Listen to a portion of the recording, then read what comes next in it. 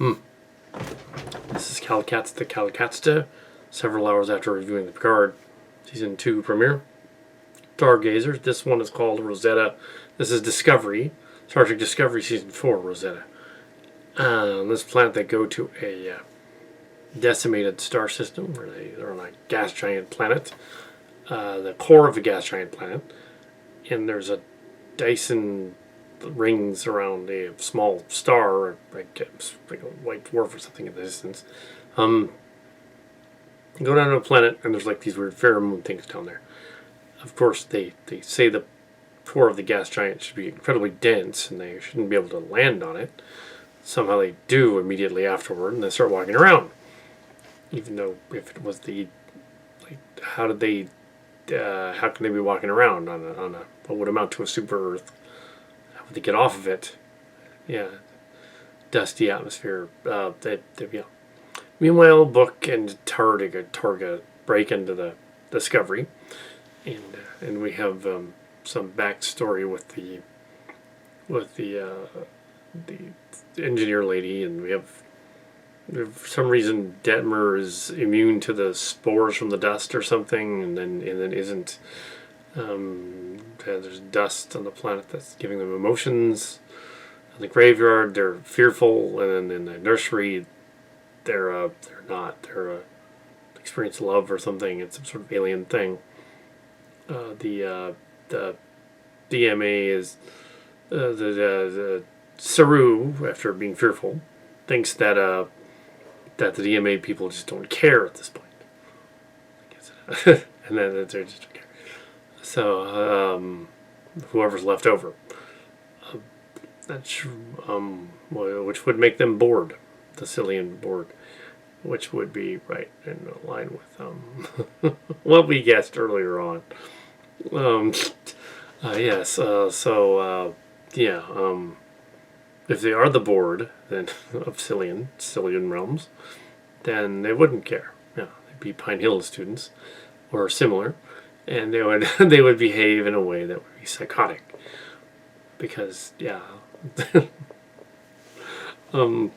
so they couldn't be on a super dense core of a planet, because they would die if they stepped down the core of the planet. But there's a boneyard, and there are giant whale things, and there's this giant structure that was constructed as space nursery. It does beg the question. They've done this in a few of the other episodes. Like there was one where they had Tilly on an ice planet, and the cadets and them landed really far away from where they had to get to, and then walked. You have a shuttlecraft. You don't need to walk across the dangerous plateau thing to get to the ship. That is not creating tension. That's creating a plot hole in your story. If you have the ability to get from point A to point B instantly, you do. Why throw in there force the journey to have a little bit better acting for the characters? There was a side story where Idira wants to talk to Detmer for some reason, and the other lady helps her out or something, but she's still a teenager technically, so even though she used to have a Trill host that was hundreds of years old inside her, so technically Detmer's like an adult, so it's kind of weird. But yes, just saying, kind of weird. And also, and also she's suddenly like gonna explore that facet of her character somehow, even though the actor is trans, and the other actor is trans, but then is she, and it could lead to complications.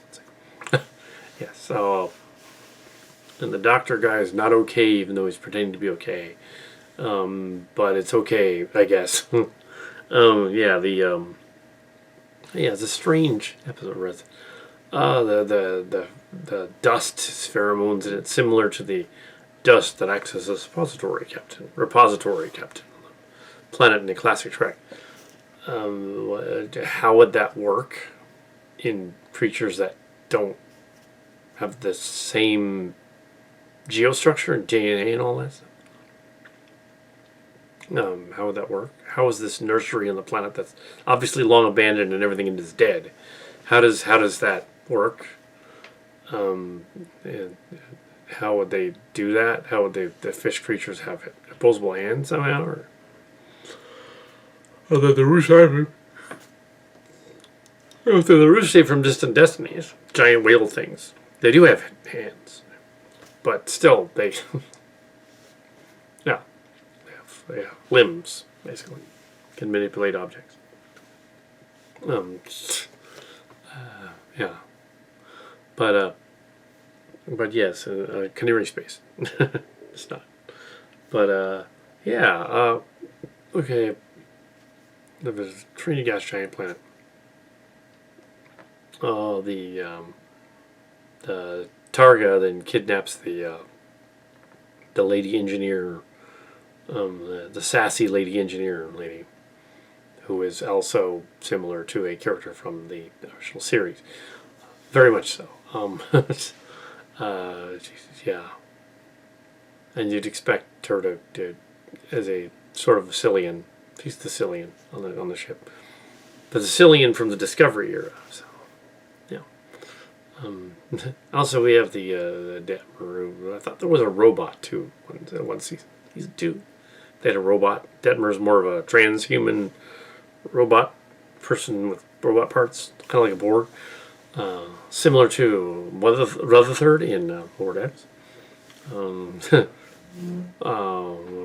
Yeah. So it's odd that some of it's still odd, some of it's still forced.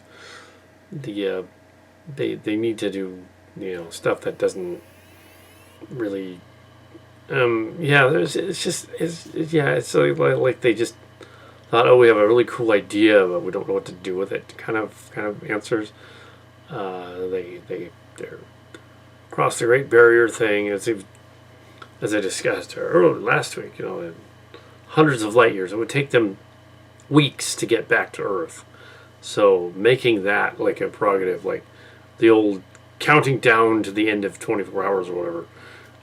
The old standby of the ticking time clock is a cliche, and the universe will be destroyed unless at the last minute they figure it out. It's like, no, it's not how you write a story.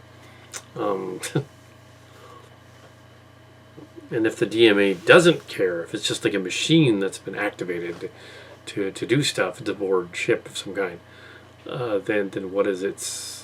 Why is it motivated to just find stuff all over the galaxy and go elsewhere? It doesn't make a lot of sense. Is it just doing what it was programmed to? Because that might be a little more interesting. The Mark's Cards idea of the changeling character, or the sort of demigod character building into a demigod character. Mark's Cards, a remake of the changeling.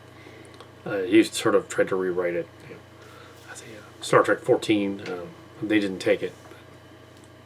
Yeah. No, we're not going to do V'ger. Oh, I need to do something like that. But this is probably not a V'ger thing. It's probably still going to go with the notion that it's leftover tech from the board, from the Cillian realms, and it just is doing bad things to do bad things, because that's what it's programmed to do: suck things out into space and destroy them.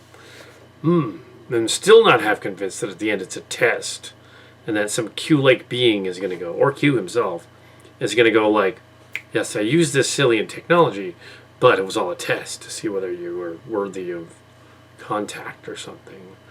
Ooh, yeah. Because it did bring the other DMA back and didn't immediately blow them up. So clearly it knows they're there. It's not that it's ignoring them because they're like an ant on an anthill or something. And then there's a person standing over the anthill. It's not like that. So yeah, it's odd. Yeah, we're 11 episodes out, and 2 more to go this season. It's now blending in with Picard show.